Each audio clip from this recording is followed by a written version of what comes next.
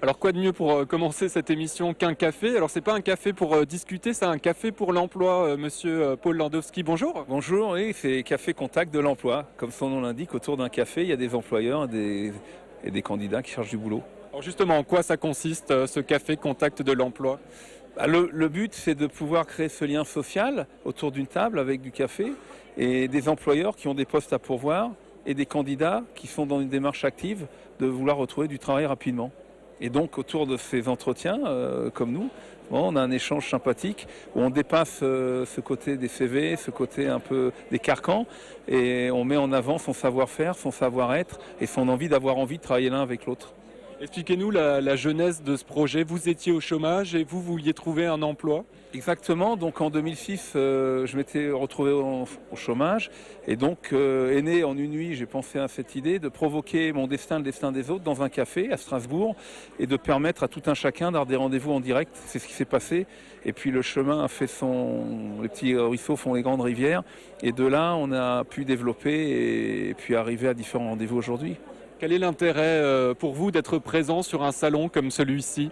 Ça permet d'être dans un salon professionnel, certes, mais justement, dans le cadre d'un salon professionnel, pour les candidats et pour les entreprises extérieures et aussi les exposants qui sont des employeurs potentiels, de se retrouver dans un endroit professionnel où on est détaché de cette problématique, entre guillemets, de la recherche d'emploi, mais où on revient à une façon de communiquer beaucoup plus professionnelle et directe et d'être dans un endroit qui est différent d'un salon de l'emploi, parce que nous, Café Contact, l'association, on ne fait pas salon. Ne viennent, et ça c'est fondamental, il faut vraiment bien le comprendre, on ne fait venir et ne viennent que des gens qui ont du boulot à proposer.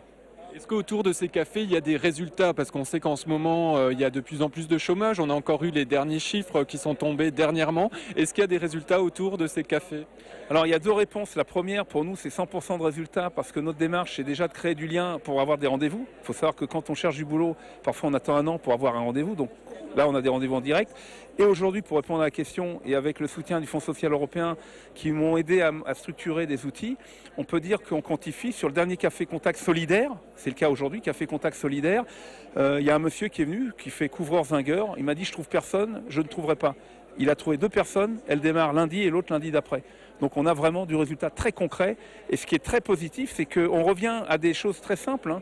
C'est du boulot pas à la crier forcément, mais c'est de créer du lien et les gens sont plus décontractés. Et on a vraiment des résultats très concrets qu'on peut justifier, prouver. D'ailleurs, on a des témoignages sur w3fois-cafécontactemploi.fr. Alors justement, si moi je cherche un emploi demain, comment ça fonctionne? Je vais voir sur votre site pour voir quand sont les prochains rendez-vous, c'est ça? Alors exactement, donc quand on a la possibilité d'aller sur internet w3fois-cafécontactemploi.fr, il y a le calendrier. D'ailleurs, le prochain Café Contact de l'emploi dans l'économie sociale et solidaire sera le samedi 21 novembre au Club de la Presse à Strasbourg. Ça, c'est une info.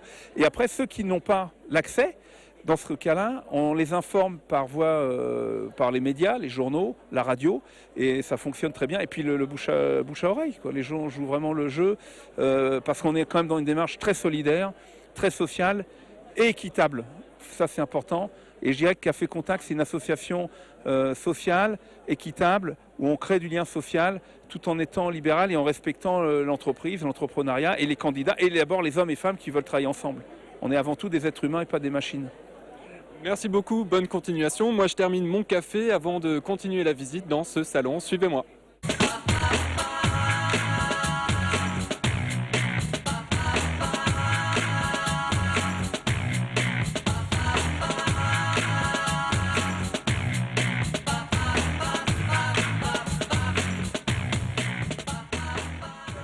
L'Alsace en force, je continue mon petit tour dans ce salon. Michael Bechler, bonjour. Bonjour. Alors je dis l'Alsace en force parce qu'il existe maintenant une communauté Alsace Power sur Twitter. Qu'est-ce que c'est? De quoi s'agit-il? En fait, c'est la communauté des Alsaciens 2.0, donc avec tous les réseaux sociaux qu'on entend aujourd'hui, Twitter, Facebook, YouTube, Webagoo, tous ces réseaux sociaux, on a essayé de monter une communauté des Alsaciens qui aiment le net. Alors pour les néophytes comme moi, rappelez-nous ce que c'est Twitter. C'est un réseau social comme au même titre que Facebook? C'est un petit peu différent, ça permet en 140 caractères d'exprimer son opinion et de donner des infos régulièrement aux gens qui vous suivent, les followers. Vous avez les tweetos qui tweetent toute la journée et qui balancent des infos. Et on a mis ça sur Alsace Power. C'est ça qui est rigolo avec Twitter, c'est qu'il suffit d'utiliser le mot Alsace Power. Chaque fois qu'on a une info sur l'Alsace, vous avez par exemple Sébastien Loeb, champion du monde pour la 6e fois, tous les Alsace Power balancent l'info et mettent le hashtag Alsace Power pour signaler que c'est une info dont ils sont fiers d'être alsaciens. Quelle est l'adresse du site internet? Alors c'est alsacepower.com, tout simplement. Vous tapez Alsace Power dans Google, vous verrez, vous tomberez sur plein d'infos. Vous trouverez des vidéos, des parodies, des choses assez marrantes. Et ce qu'on propose, c'est que tout le monde peut s'inscrire et se revendiquer Alsace Power. Il suffit de donner un slogan à chaque fois. Combien de personnes dans cette communauté Alsace Power? Combien d'internautes alsaciens? Écoutez, le groupe Facebook a été créé la semaine dernière. Il recense déjà, je crois, plus de 150 membres. Donc c'est rigolo. Les followers sur Twitter ont dépassé aussi la centaine d'utilisateurs. Après, on verra ce que ça donne. L'objectif, c'est de s'amuser. Merci beaucoup, l'Alsace en force sur Internet. Nous, on continue notre petit tour.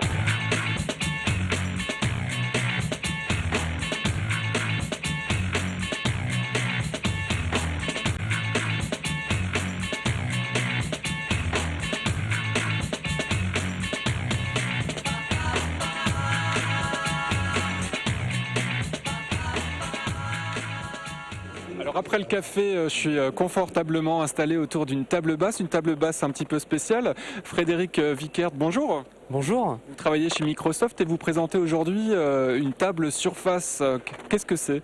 Alors c'est une table basse déjà, pour qu'on puisse se situer tous ensemble autour d'un café, qui est en fait tactile et qui reconnaît les objets et les mouvements qui se situent autour de la table. Et à quoi ça sert alors?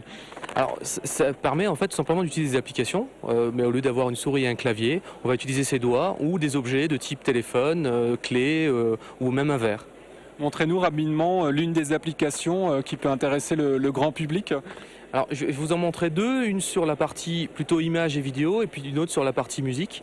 Donc ici, je vais en fait manipuler la table et dans mon menu, qui est un peu le menu démarrer, je vais choisir mon application. Et là, j'ai les images et ça me permet tout simplement d'aller visualiser certaines images, d'agrandir les images que je souhaite ou même de lancer des vidéos.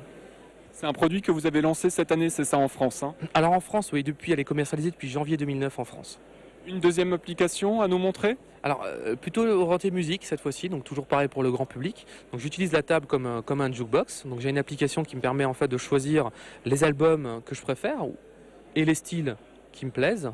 Et sur ces albums-là, de choisir ensuite la musique et de les intégrer dans mon jukebox. Et évidemment ensuite de lancer la musique et de choisir ma playlist.